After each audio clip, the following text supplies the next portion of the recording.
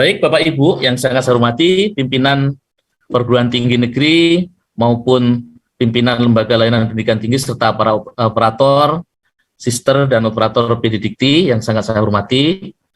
Izinkan saya untuk menyampaikan secara ringkas Ibu Bapak tentang matriks ini yang hanya pada satu slide ini saja, bahwa kita perlu ketahui seperti pemaparan saya sebelumnya baik di acara sosialisasi maupun penyamaan persepsi, pengaturan untuk BKD 2021 itu sebenarnya dasar hukumnya sama, yaitu Undang-Undang 14 2005 pasal 72. Namun demikian, mengapa kemudian diubah menjadi PO BKD 2021? Karena pada PO sebelumnya itu belum mengacu pada aturan-aturan baru di kementerian. Di antaranya adalah Undang-Undang 12 tahun 2012 tentang Dikti, di mana jenis pendidikan tinggi itu bukan hanya pendidikan akademik yang itu terdapat pada PO BKD 2010, tapi juga pendidikan akademik, vokasi, dan profesi. Dan kemudian Permendikti Dikti nomor 20 tahun 2017 ini belum masuk di dalamnya, di mana setiap dosen memiliki kewajiban untuk melaporkan kewajiban khususnya selama 3 tahun. Dan kemudian dengan terbitnya Permendikbud 3 tahun 2020, di mana Kementerian Pendidikan, Kebudayaan, Riset, dan Teknologi mengimplementasikan kebijakan baru, yaitu Merdeka Belajar Kampus Merdeka yang terdapat terutama pada pasal 13, 14, 15 di SN Dikti ini. Di sana sudah kita masukkan juga pada perubahan PO BKD 2021 tersebut. Atas dasar itu kemudian diterbitkanlah tadi yang disampaikan baik oleh Ibu Ses maupun oleh Pak Direktur, Keputusan Direktorat Jenderal Pendidikan Dirjen Dikti nomor 12/E KPT 2021, di mana dalam implementasinya kinerja dosen itu harus terstandar. Standarisasinya adalah bahwa kinerja dosen minimal harus berupa output, harapannya adalah berupa outcome.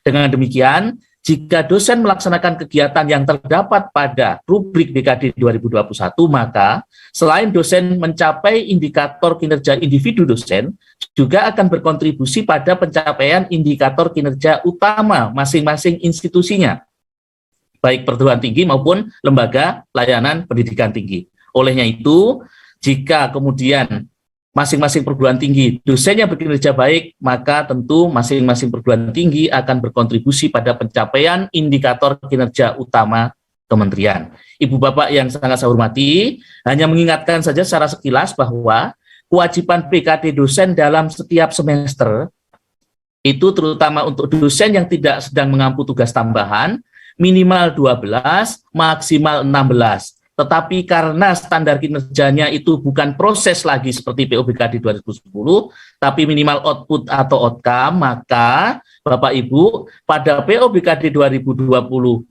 ini dimungkinkan dosen itu berkinerja lebih dari 16. Sehingga kalau lebih dari 16, nanti pada sister BKD itu diubah statusnya dari status selesai dalam pelaporannya menjadi beban lebih.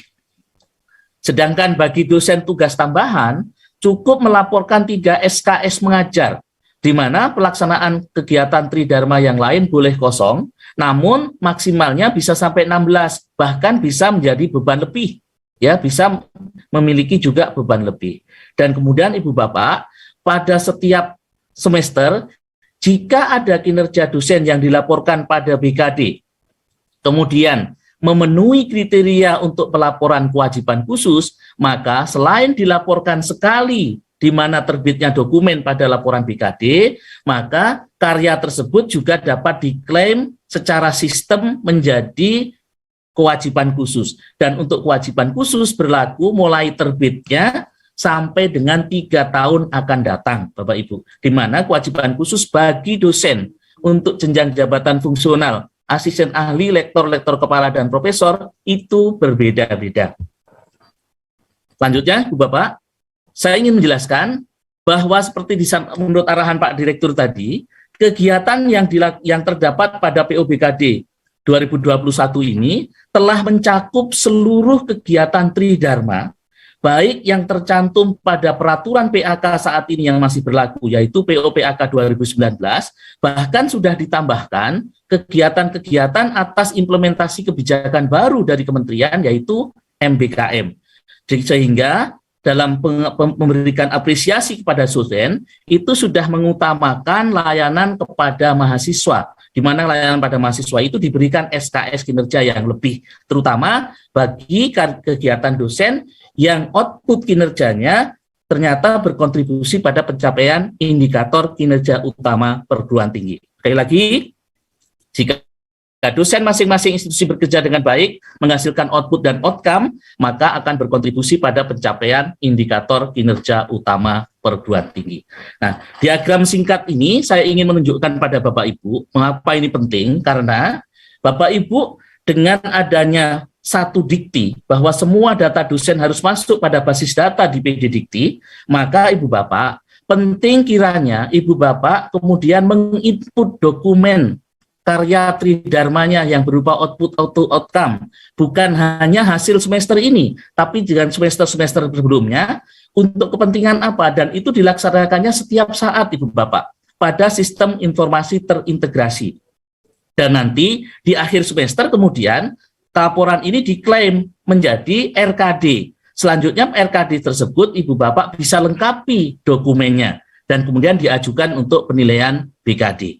Selanjutnya, apa saja sebenarnya Ibu Bapak yang kemudian Bapak Ibu dosen yang harus diingatkan oleh Bapak Ibu, mohon maaf, para pimpinan perguruan tinggi kepada dosen adalah semua kinerjanya yang terutama pelaksanaan pendidikan, ada 14 kegiatan ini, seluruhnya dapat diinput melalui sistem informasi terintegrasi, sekali lagi melalui sistem informasi terintegrasi, namun kemudian khusus untuk pelaksanaan perkuliahan, pelaksanaan bimbingan, dan pelaksanaan pengujian, ini harus melalui peran operator masing-masing perguruan tinggi, karena datanya tidak langsung dapat diinput di sister, tetapi melalui pelaporan dari operator masing-masing perguruan tinggi atau lembaga, disampaikan pada operator PD Dikti, dan nanti dialirkan dari feeder PD Dikti melalui IPAI ke sister masing-masing perguruan tinggi dan masing-masing dosen.